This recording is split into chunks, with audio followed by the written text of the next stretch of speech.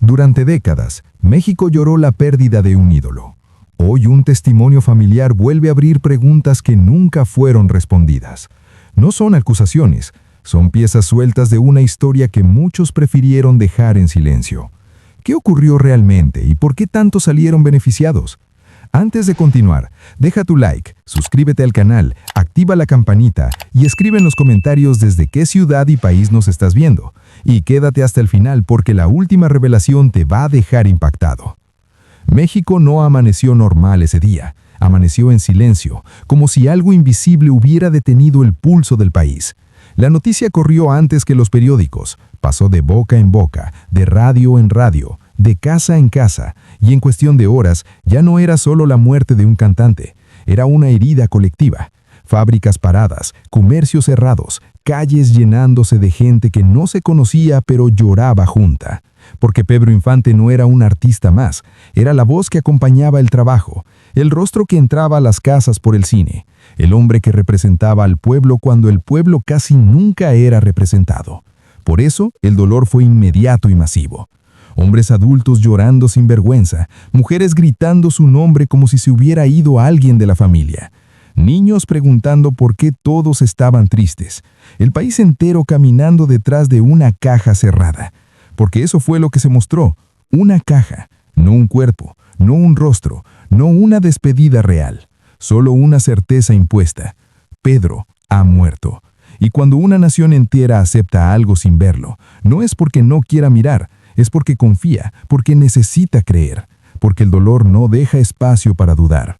Pero incluso en medio de ese duelo gigantesco, hubo detalles que pasaron demasiado rápido, decisiones tomadas con demasiada prisa, respuestas que nunca llegaron, preguntas que nadie se atrevió a hacer en voz alta. Y ahí es donde este capítulo se vuelve clave, porque no se trata de negar la tragedia, se trata de entender el contexto, de ver cómo un país entero fue llevado a aceptar una versión cerrada mientras el tiempo avanzaba sin permitir pausa, sin permitir confirmaciones, sin permitir despedidas. Y ese día, el día que México se detuvo, no solo murió un ídolo, también nació un silencio. Un silencio tan grande que sigue pesando décadas después, porque cuando el dolor es colectivo, la verdad muchas veces queda en segundo plano.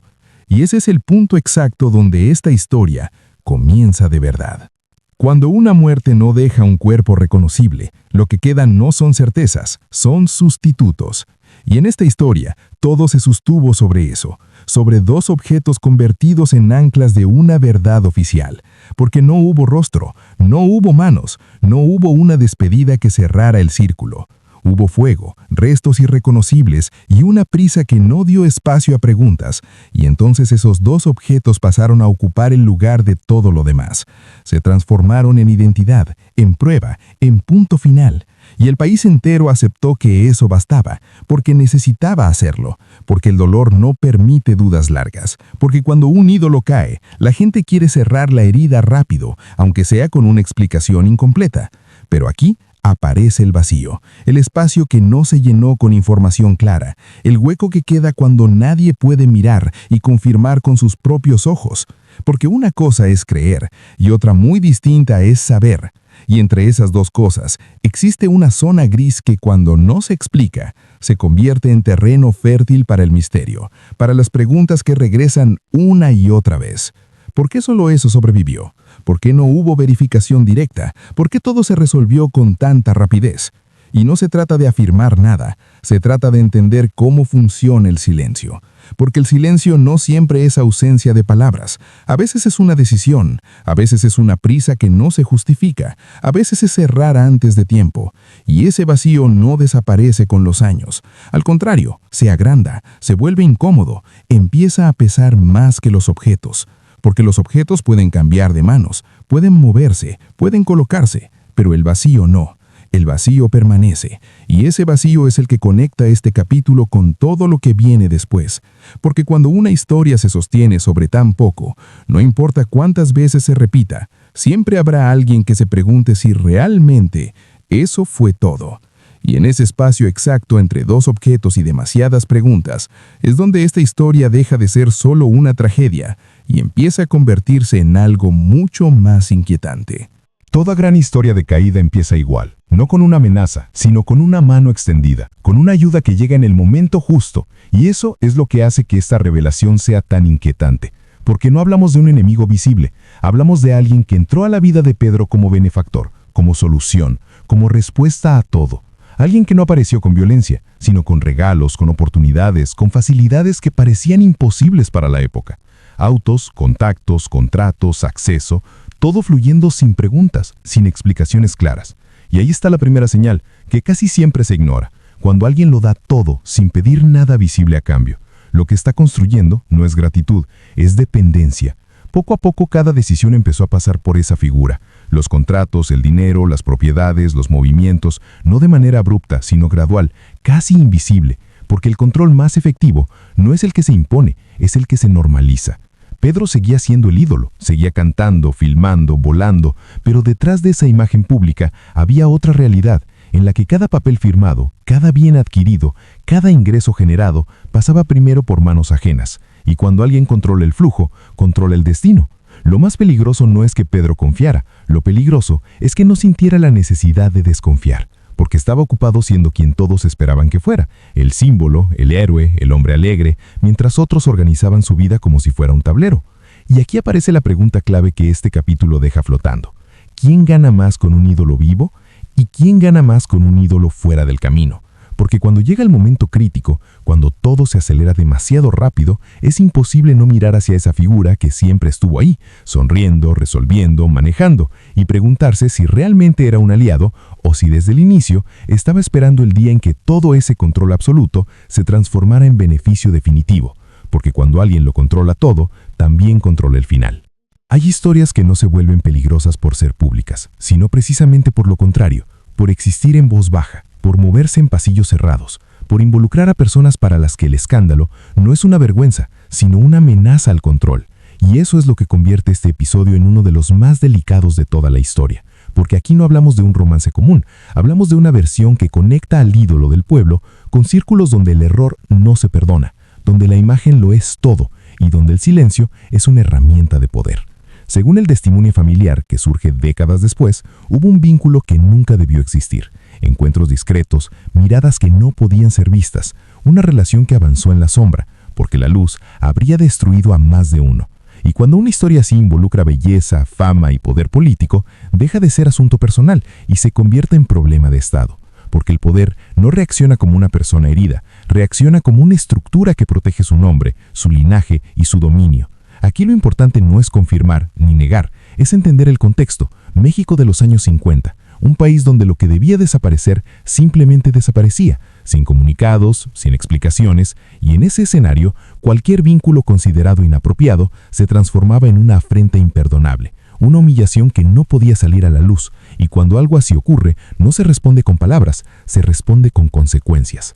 Este episodio no afirma hechos, expone tensiones, porque lo que queda claro es que a partir de ese momento, Pedro ya no solo cargaba con compromisos personales o decisiones mal tomadas, cargaba con la tensión de un poder que no olvida, que espera, que observa y que actúa cuando el momento es conveniente. Y aquí la pregunta que queda flotando es tan simple como inquietante. Cuando alguien toca lo que no debe tocar, cuando cruza una línea invisible marcada por el poder, ¿cuánto tiempo pasa antes de que llegue la factura? Porque en esta historia nada ocurrió de inmediato, todo se acumuló, todo se guardó, y cuando finalmente las piezas empezaron a moverse, ya no había espacio para marcha atrás, y ese es el verdadero peso de este capítulo, no el romance en sí, sino lo que ocurre cuando el amor se cruza con el poder, y el poder decide que alguien debe pagar el precio. Hay momentos en la historia donde el tiempo parece ordenarse solo, como si alguien hubiera decidido cuándo debía caer cada ficha. Y este capítulo se construye exactamente sobre eso, sobre una secuencia tan ajustada que resulta imposible ignorarla, porque no hablamos de meses ni de años, hablamos de días, de un margen tan corto que no da respiro. Primero, una resolución legal que sacude la imagen pública del ídolo, titulares que cambian la percepción, rumores que empiezan a crecer, miradas que se vuelven incómodas. Y mientras el país todavía intenta procesar esa nueva narrativa, el reloj avanza sin pausa. Un día, 2 días, 3, y cada jornada suma presión, desgaste, encierro. Pedro ya no es solo el hombre admirado, ahora también es el nombre que aparece en conversaciones incómodas, en discusiones privadas, en decisiones que se toman sin él. Y entonces llega el punto de quiebre. 6 días después, el accidente. Un evento definitivo que corta de raíz cualquier proceso, cualquier defensa, cualquier aclaración futura. Porque la muerte no discute, la muerte no explica, la muerte clausura. Y ahí es donde esta cronología se vuelve inquietante. No porque pruebe algo, sino porque encaja demasiado bien, como si el contexto hubiera sido preparado para que el final fuera inevitable, para que no quedara espacio a segundas versiones, para que todo se resolviera de una vez. Y cuando el tiempo actúa así, tan limpio, tan exacto, surgen preguntas que no buscan culpables, buscan sentido. ¿Por qué justo entonces? ¿Por qué cuando todo estaba en el punto más frágil? ¿Por qué no antes ni después? Porque 6 días no son casuales cuando concentran presión legal, desgaste emocional y enemigos atentos. 6 días son una ventana, y las ventanas se abren para que algo ocurra. Este capítulo no afirma conspiraciones, señala sincronías, y las sincronías, cuando se repiten, dejan de ser detalles menores, se convierten en señales.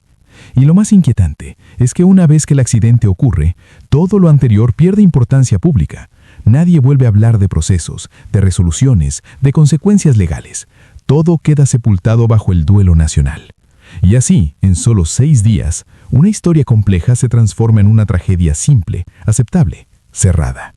Pero cuando se mira con distancia, con calma, con el tiempo que entonces no existió, esos 6 días parecen demasiado ordenados, demasiado funcionales, demasiado perfectos para no preguntarse si alguien, en algún lugar, estaba esperando exactamente ese momento para que todo terminara de una vez. Hay despedidas que sanan y otras que dejan una herida abierta para siempre. Y esta pertenece al segundo grupo. Porque aquí no hablamos solo de dolor, hablamos de una despedida que nunca ocurrió, de un adiós que fue negado, de un cierre que alguien decidió impedir. Y cuando eso pasa, el duelo se convierte en sospecha. Según los testimonios que quedaron registrados con los años, el tiempo entre el accidente y el sellado definitivo fue demasiado corto, tan corto que no permitió miradas, ni confirmaciones, ni ese instante íntimo que le da paz a quien se queda. Todo se hizo con prisa, con procedimientos acelerados, con decisiones tomadas lejos de la familia.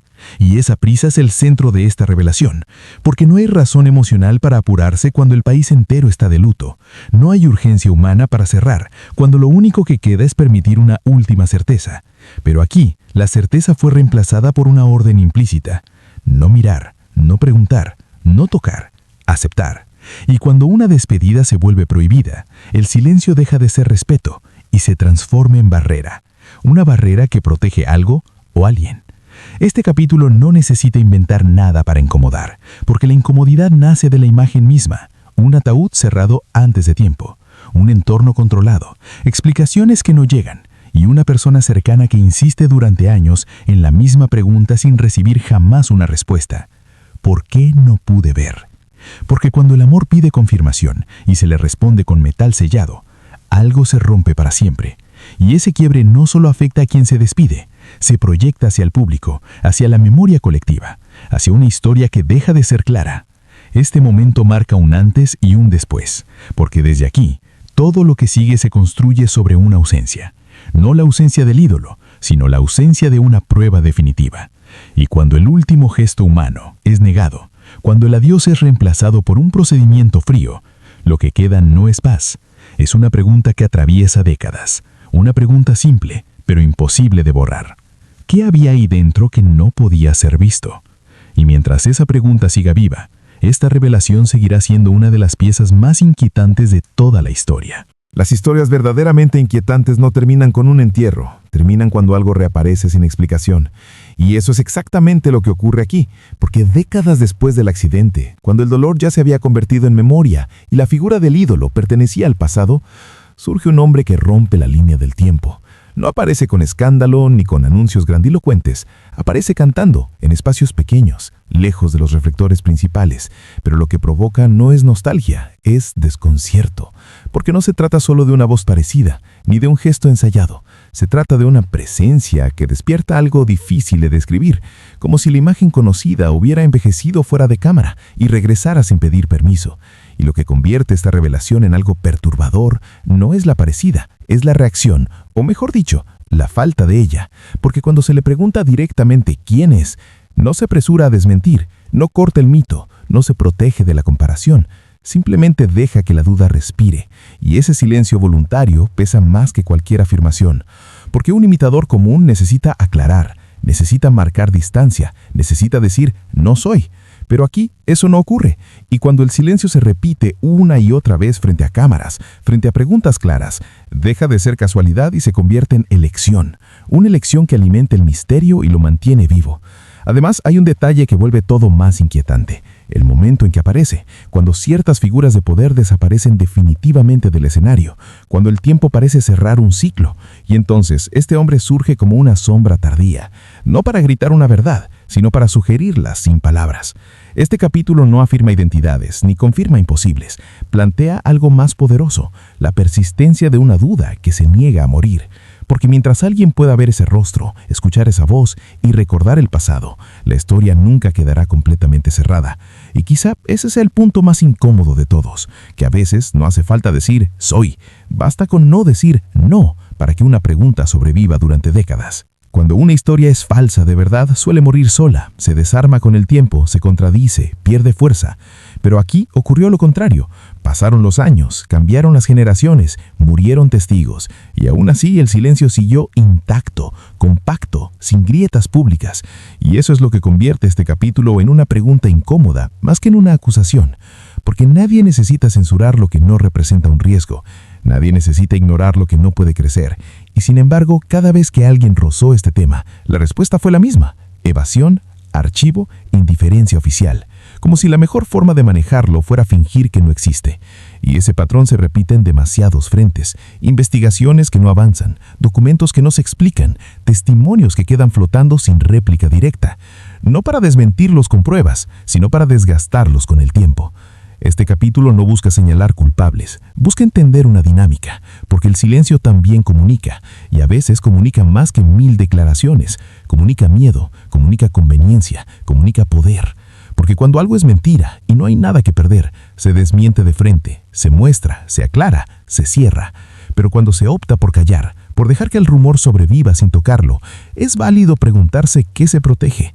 Este no es un juicio, es una observación, una que se vuelve más pesada cuando se suman años, porque el silencio no fue de un día, ni de una persona, fue prolongado, estructural, casi institucional. Y ese tipo de silencio no nace del azar, nace de una decisión compartida, consciente o no. Y aquí está la pregunta que sostiene todo este capítulo. Si nada de esto tiene fundamento, si todo es invención, si no hay nada que temer, ¿por qué nunca se ofreció una explicación clara que cerrara definitivamente la historia? ¿Por qué dejarla viva, creciendo, atravesando décadas? Tal vez porque a veces es más fácil dejar una duda flotando que arriesgarse a responderla. Y ese silencio, precisamente ese, es el que mantiene esta historia respirando hasta hoy. Toda historia necesita un final, una verdad clara, una línea que marque el cierre, pero en este caso eso nunca ocurrió, porque lo que quedó después de décadas no fue una respuesta, fue una pregunta suspendida en el tiempo. Una que se repite generación tras generación sin encontrar un punto final, y esa es la razón por la que este capítulo existe. No para afirmar una versión definitiva, sino para entender por qué nunca la hubo. Porque cuando un caso se aclara de verdad, las dudas se apagan, la narrativa se estabiliza, la memoria se ordena. Pero aquí pasó lo contrario. Cada intento de cierre dejó más grietas, más zonas grises, más interrogantes sin resolver. Y con los años, esas grietas se volvieron parte del relato, como si la historia hubiera sido construida para nunca terminar nunca. Este capítulo se sostiene sobre algo simple, pero poderoso: la acumulación. Demasiados hechos sin explicación completa, demasiadas decisiones apresuradas, demasiadas coincidencias que nunca fueron aclaradas de frente. Y cuando todo eso se junta, el resultado no es una teoría, es una incomodidad persistente, una sensación de que algo quedó fuera del encuadre. Porque no se trata solo de un accidente, se trata de todo lo que ocurrió alrededor, y después, de lo que se resolvió demasiado rápido y de lo que jamás se volvió a tocar. Y aquí aparece la pregunta central que nadie respondió con pruebas definitivas. ¿Por qué, si todo estaba tan claro, nunca se permitió una verificación que cerrara el caso para siempre? Porque cuando la verdad es sólida, no teme ser revisada, no teme ser confirmada una y otra vez, pero cuando se evita esa revisión, cuando se prefiere dejar pasar el tiempo como estrategia, la historia deja de pertenecer a los archivos y pasa a pertenecer a la memoria colectiva. Y la memoria colectiva no olvida, transforma, cuestiona, insiste. Este capítulo no busca resolver el misterio, busca mostrar por qué sigue vivo, porque mientras nadie se atreva a cerrar de verdad esa pregunta, mientras no exista una respuesta que resista el paso del tiempo, esta historia seguirá regresando, no como acusación, sino como duda legítima, una duda que no necesita pruebas nuevas para sobrevivir, solo necesita el silencio que la ha acompañado durante décadas. Cuando alguien desaparece, lo primero que se mide no es solo el dolor que deja, sino el vacío que crea. Y en ese vacío siempre hay movimientos, decisiones rápidas, silencios estratégicos, porque la ausencia también genera beneficios. Y este capítulo se centra precisamente en eso, no en señalar culpables, sino en observar consecuencias. Porque mientras el país lloraba, mientras la imagen del ídolo se convertía en recuerdo, hubo quienes tuvieron que actuar con una velocidad difícil de explicar si no estaban preparados. Trámites resueltos en horas, documentos activados sin demora, posesiones que cambiaron de manos antes de que el duelo terminara. Y ese contraste es imposible de ignorar. El dolor colectivo avanzaba lento, pero ciertos procesos avanzaban demasiado rápido, como si el escenario ya estuviera previsto, como si la ausencia no hubiera sido una sorpresa, sino una oportunidad. Este capítulo no necesita especular para incomodar, porque basta con observar el ritmo. ¿Quién se movió primero? ¿Quién tuvo respuestas inmediatas? ¿Quién supo exactamente qué hacer cuando el resto aún estaba paralizado? Y aquí surge una idea incómoda pero necesaria. Hay muertes que generan pérdidas y hay muertes que generan ganancias. Y cuando las ganancias aparecen con tanta rapidez, la pregunta no es quién lloró más fuerte, sino quién estaba listo para cobrar. Este capítulo no afirma intenciones, pero expone un patrón, la diferencia entre quien improvisa en medio del shock y quien ejecuta un plan ya armado. Y esa diferencia se siente, se percibe, se repite en cada decisión tomada sin pausa, porque la ausencia de Pedro no solo cerró una etapa artística, también abrió espacios legales, económicos y narrativos que otros ocuparon de inmediato. Y cuando alguien gana tanto con la desaparición de otro, no significa automáticamente que haya causado esa desaparición, pero sí obliga a mirar con atención, porque el beneficio no explica el origen, pero sí explica el silencio posterior. Y este capítulo deja flotando esa reflexión. Tal vez la razón por la que nadie quiso reabrir la historia no fue miedo, sino comodidad, porque mientras el misterio siga cerrado, lo que se ganó con su ausencia permanece intacto. Y a veces, conservar lo obtenido es el mayor motivo para no remover el pasado. Las historias que terminan de verdad se quedan en el pasado, se convierten en fechas, en archivos, en homenajes estáticos, pero esta no. Esta siguió hablando sola, regresando una y otra vez, apareciendo en conversaciones, en entrevistas, en rumores que no se disolvían con el tiempo. Y eso es lo que define este capítulo, el eco. Porque aunque la versión oficial quedó escrita, la duda nunca se apagó. Siguió viva en quienes notaron los vacíos, en quienes escucharon testimonios tardíos, en quienes vieron reaparecer piezas que no encajaban. Y ese eco no nació de una sola voz, se formó con pequeñas repeticiones, con silencios prolongados, con detalles que nadie corrigió, con preguntas que jamás recibieron una respuesta directa. Este capítulo no busca revivir el misterio por morbo, busca explicar por qué sigue respirando, porque cuando una historia es falsa se desmorona y cuando es verdadera se demuestra, pero cuando queda en un punto intermedio, cuando nadie la enfrenta ni la resuelve, se convierte en eco, y el eco atraviesa generaciones, se adapta, cambia de forma, pero nunca desaparece. Y aquí aparece lo más inquietante, que el paso del tiempo, lejos de cerrar el caso, lo fortaleció, porque cada año sin explicación fue una confirmación para quienes dudaban, cada silencio fue interpretado como una respuesta no dicha, cada intento de ignorar el tema lo volvió más resistente, y así el nombre de Pedro Infante dejó de ser solo recuerdo y se transformó en pregunta, una que no busca culpables, busca sentido, y ese sentido no llegó porque nadie quiso enfrentarlo. Este capítulo no ofrece conclusiones definitivas, ofrece una certeza incómoda. Mientras existan vacíos, mientras existan silencios, mientras nadie se atreva a decir «esto fue exactamente así», con pruebas que resistan el tiempo, la historia seguirá viva, no como acusación, sino como eco. Un eco que se cuela en cada aniversario, en cada canción, en cada imagen, recordándonos que hay historias que no mueren cuando se entierran, mueren solo cuando se explican, y esta, hasta hoy, sigue esperando esa explicación. Tal vez nunca sepamos con absoluta certeza qué ocurrió realmente, pero las historias que perduran no lo hacen por casualidad, lo hacen porque dejan preguntas que nadie logró apagar, porque el silencio fue más largo que las explicaciones y porque cuando todo parecía cerrado, algo volvió a abrirse, no para dar respuestas, sino para incomodar. Y quizá ese sea el verdadero legado de esta historia, no una verdad única, sino la necesidad de mirar más allá de lo que nos dijeron, de cuestionar lo que fue aceptado demasiado rápido y de entender que a veces la memoria guarda lo que los archivos callan.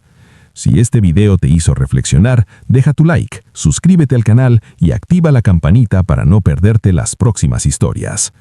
Cuéntanos en los comentarios qué parte te impactó más y desde qué ciudad y país nos estás viendo. Queremos leerte. Y no te vayas todavía, mira el video que está apareciendo en pantalla ahora porque es aún más interesante y más apasionante.